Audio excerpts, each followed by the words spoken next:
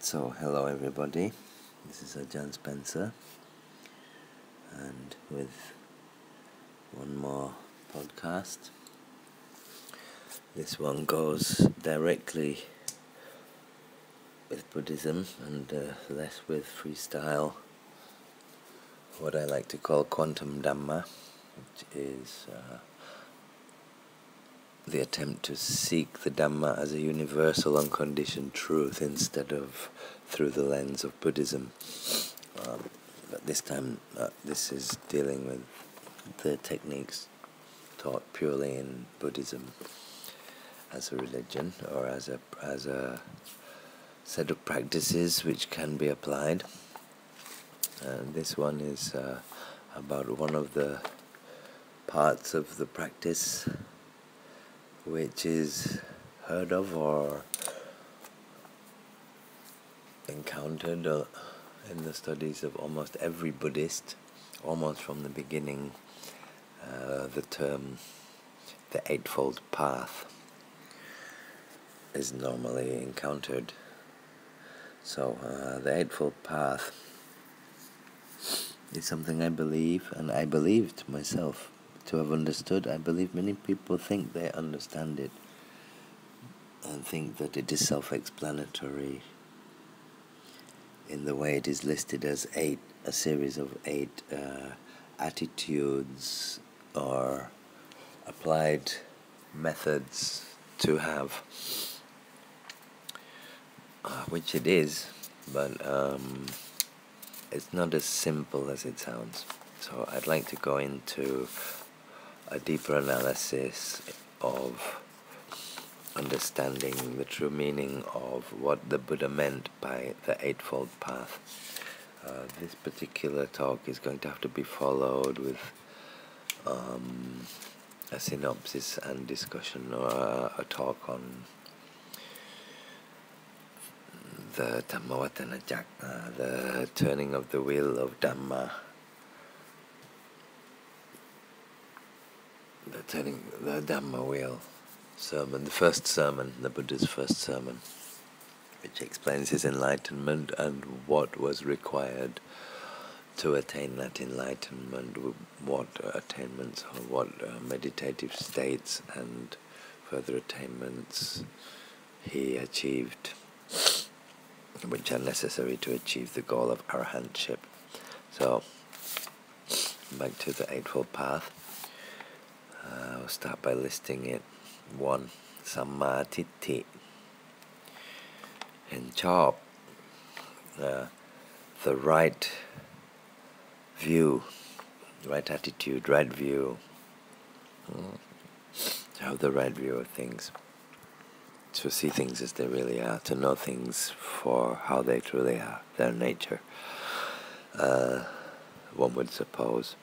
So the first, samatiti, right view, the real meaning, which is hardly ever or never mentioned or explained, means that if you have samatiti, right view, means the following. It means you see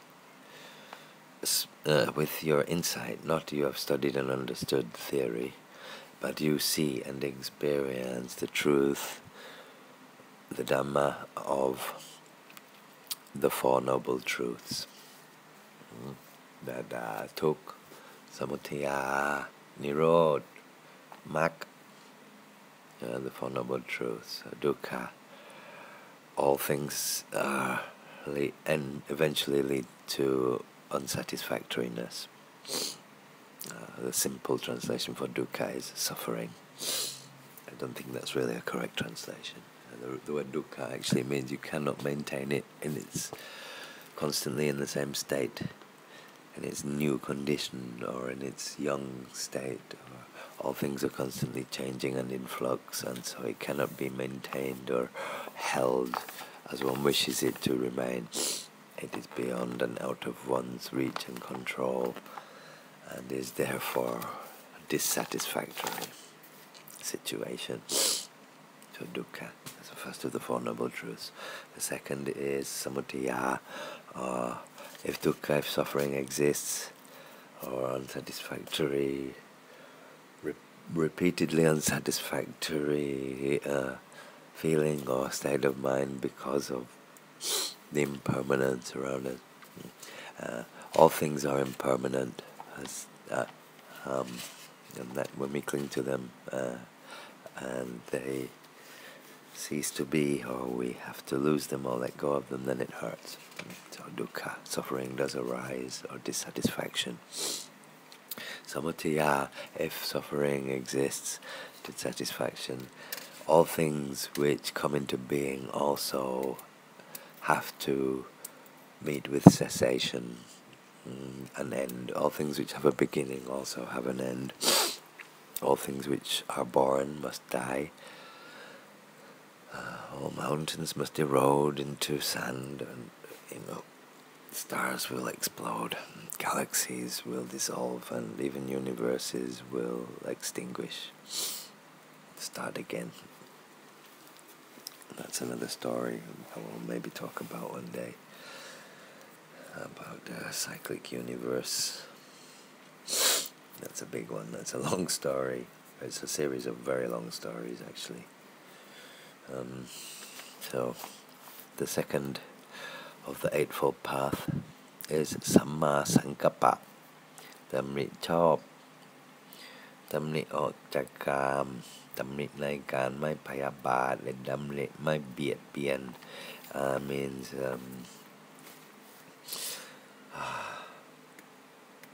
right action, to behave and act skillfully and without creating suffering for oneself or for others, and to not seek sensual pleasures and not harm other beings, not bully, not harm or bother. The third of the Eightfold Path, Samma Vaja, right speech, เจรจาชอบเขาเว้นจากวจีทุจริตสี่. The real meaning of right speech means to refrain from the four kinds of wrong speech. There's a Buddhist teaching by the Buddha about the four kinds of wrong speech.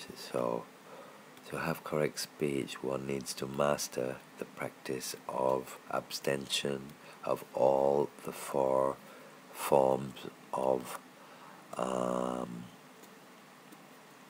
inauspicious speech, or speech which will be the cause of suffering or regret or rebirth in samsara and samsaric existence. Suffering. I mean, you are born, you will get sick, you will get old, and you will die. So that is right speech. The fourth of the Eightfold Path is Sammagammanta, ทำการงานชอบ right profession, เว้นจากกายทุจริต means to the real meaning of right profession means refraining from the three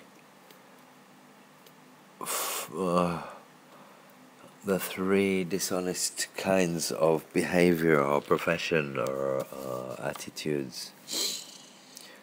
of profiting. The fifth of the Eightfold Path, the fifth applied method, is to create the causes of and attain the realization of Samma Achiva, this right profession, Sammagammanta means to, the previous one I just explained, Sammagammanta means to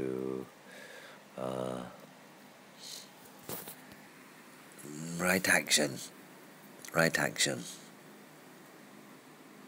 and but right action actually means the practice of refraining from various actions which are not right actions, or if you want to call it so, wrong actions.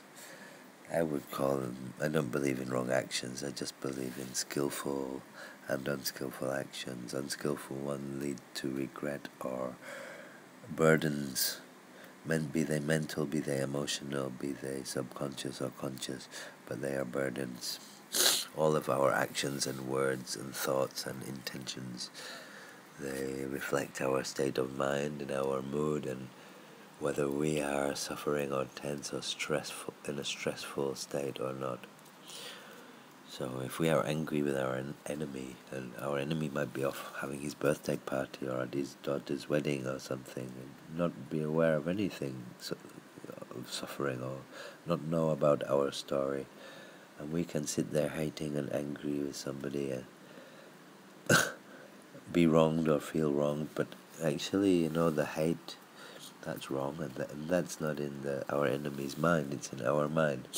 And the anger, that's, well, I wouldn't say it's wrong, but I would say it's hot like the fires of hell, and it doesn't feel good, and it's stressful. And that is also not in the body, heart, or mind of he who we feel has wronged us. It's in ours. And so all we are doing is creating chimeras, imaginary baggage containing suffering for free, and we're trailing it around with us, basically. So, right action means to avoid the three kinds of wrong behavior, let's say wrong behavior,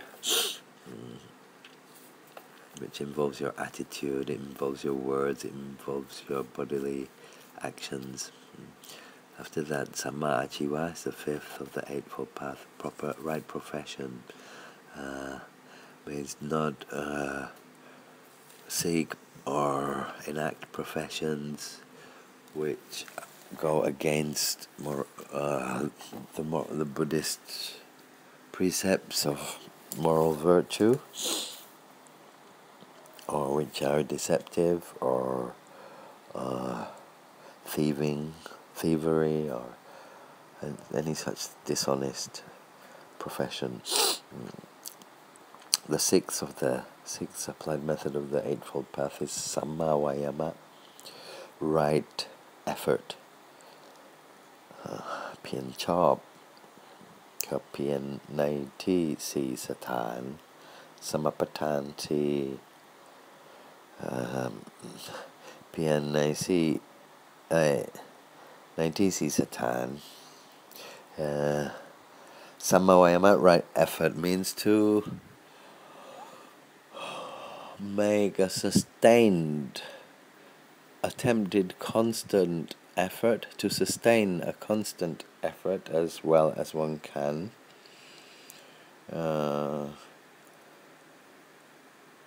in the four samapadanas. So right effort actually means to practice successfully, to apply the four samapadanas into one's life. So, what are the four samapadanas? The four samapatansi is one, do not destroy the auspicious deeds of the past, your past auspicious deeds. The second one is leave your past unskillful acts, or if you wish to condition yourself with the concept of sin, your sins, leave your sins behind, rid yourself of your sins that you have already committed, or your unskillful actions which have left you with nothing but regret and pain. I prefer that particular way of looking at it, but if you believe in sin as a thing you can put in a pot or measure, or that it's a real Dhamma, a real thing in itself that exists, then whatever you like. I don't believe in that. But words are words worth, and so the meaning of the word sin might be different in the minds of 10 people. It might have 10 different meanings, so it's not even really worth arguing or discussing, because it is bhajatang vetitapo, just like vipassana, meaning you can only know through your own experience. Somebody can tell you what a melon tastes like 50 times, but you'll have an idea and make pictures and imagine something. You might even get something close with a good description, but if it's something you've never tasted, well, when you first taste a melon after having heard the description, you will probably find that it is nothing like the description, for two reasons. One, because it's impossible to describe a taste of something that the person you are telling has never tried or seen. It is very difficult indeed.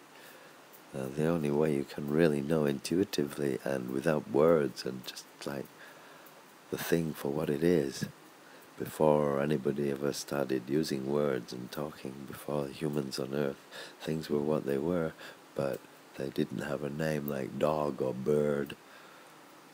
They just were, be they alive or be they objects, but it was only when we came along and changed from our living with nature in the trees to becoming something which appears synthetic, a synthetic society with a synthetic imaginary method of sustenance.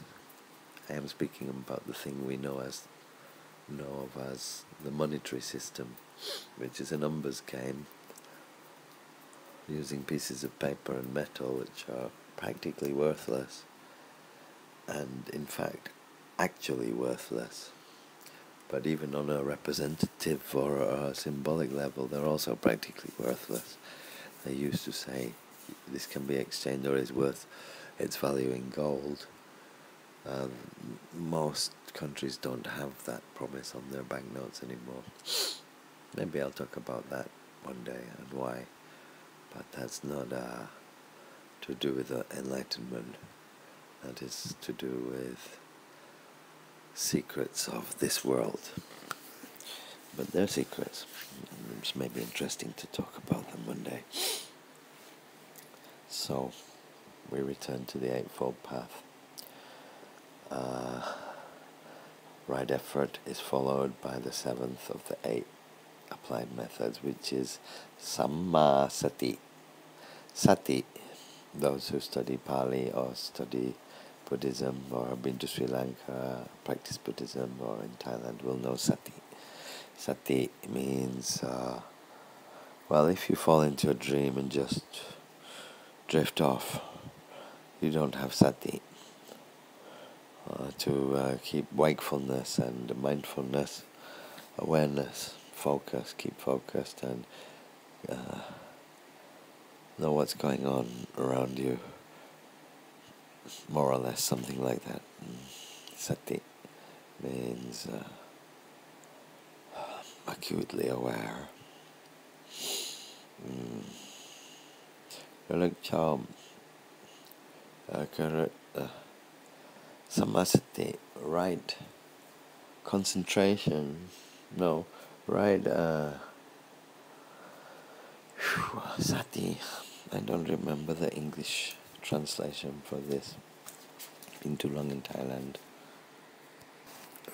But I think the correct translation is right mindfulness. Right mindfulness. Alertness is a good word. To sustain alertness, which in Thailand we would say raksa sati sampachanya. So sati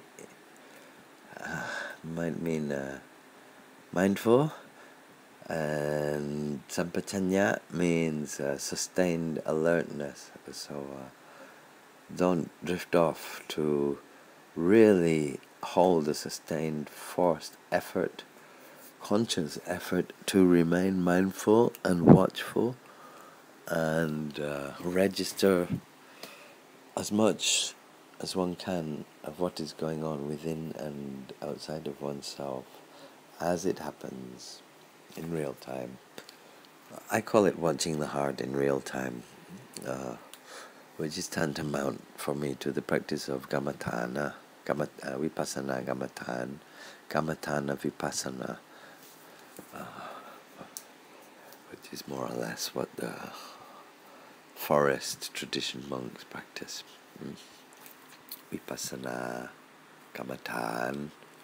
So vipassana, insight meditation or mindfulness meditation.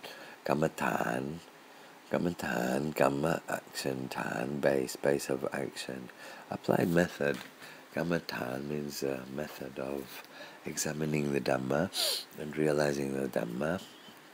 So if you practice vipassana kamatan, there are meditative practices such as breathing exercises with mental focus in combination. So the right mindfulness, I will now abbreviate and try and give a concise and clear explanation. So what is right mindfulness? Consists of you should not be concerned with how well others are doing or what's going on outside and whether it bothers you or not, unless noticing that something is bothering you and you watch the bothersome feeling inside and investigate it and investigate where the bothered feeling came from. That's okay, that's gamatana. That's investigation and uncovering the Dhamma, the truth, the true nature of things, through asking pertinent questions and examining one's own mind, within one's body, one's khandhas, one's perceptions, one's memories, one's feelings, sensations, one's way of gathering information, interpreting, concluding and making decisions based upon preference or aversion. Like it, don't care. Want it to not come anywhere near me. Like don't want it. Don't want it is actually not. It's still wanting. It's still craving. You can crave for something you want, but you can also crave not to have to tolerate being in the same room with that person, for example. So you could say, I don't want to see that person. That's not wanting. But actually, you can turn it around. You can flip it around and say, it is wanting. It is wanting to not see somebody instead of wanting to see somebody. It's craving in essence, even though you can use a double negative and say it's not wanting. So this kind of watching oneself inside, watching one's mood, using the Dhamma, what one has learned till now, to date of the Dhamma, to check out if those Dhammas are true and can be applied to that which you are observing and investigating, be it your emotions as they come and go and change and fluctuate, be it your thoughts, or the state of stressfulness or relaxed feeling which is in your body and mind and nervous system and heart in any given moment. And to be watchful and mindful and persistently alert to not slip and keep watching what's happening, what is arising within oneself, and ask oneself questions about it which are Dhamma orientated, such as, is this impermanent? Is this dukkha? Does it have a inherent self, or is it non-self in nature, or can one not find any kind of a self within this object I am investigating, and so on. Whatever you learn about the teachings of the Buddha, you can check them out in your meditation when you are watching yourself inside and following the various phenomena and events which arise within you, be they emotions, be they thought bubbles, opinions, reactions, bodily sensations, sounds, perceptions of sounds, memories, tastes, perceptions of tastes, thoughts and opinions and reactions about the object which those tastes or smells or sounds originated from, and why one is conditioned to react with liking or dislike, and get to know oneself within. This is the applied method of the Eightfold Path, known as Sammasati, right mindfulness. So the eighth and final applied method of practice, or applied effort to attain and maintain and sustain in your practice in this Eightfold Path, is Samma Samadhi, right concentration, or as we say in the West, meditation. So Samma Samadhi, in Thai we would say Tang Jai Man Chop. Tang Man means to focus your mind and to make it very solid, secure and focused and unwavering in the Buddha, the Dhamma and the Sangha, or in the object of your faith. If the Buddha, Dhamma and Sangha are not the object you are using, or which is apt or pertinent to your practice. So you might not be Buddhist, you might use an image of Jesus. I say all things can work because the real transformation occurs within your mind, within your heart, and it occurs only after you have accumulated the strength of effort to achieve that transformation. That comes after something else, which I call planting seeds. Like planting seeds cause creation or cause accumulation. So if you wish to attain a certain Dhamma or a certain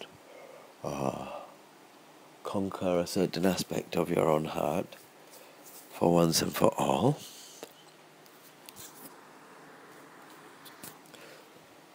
then in fact one will have found fault with oneself in life.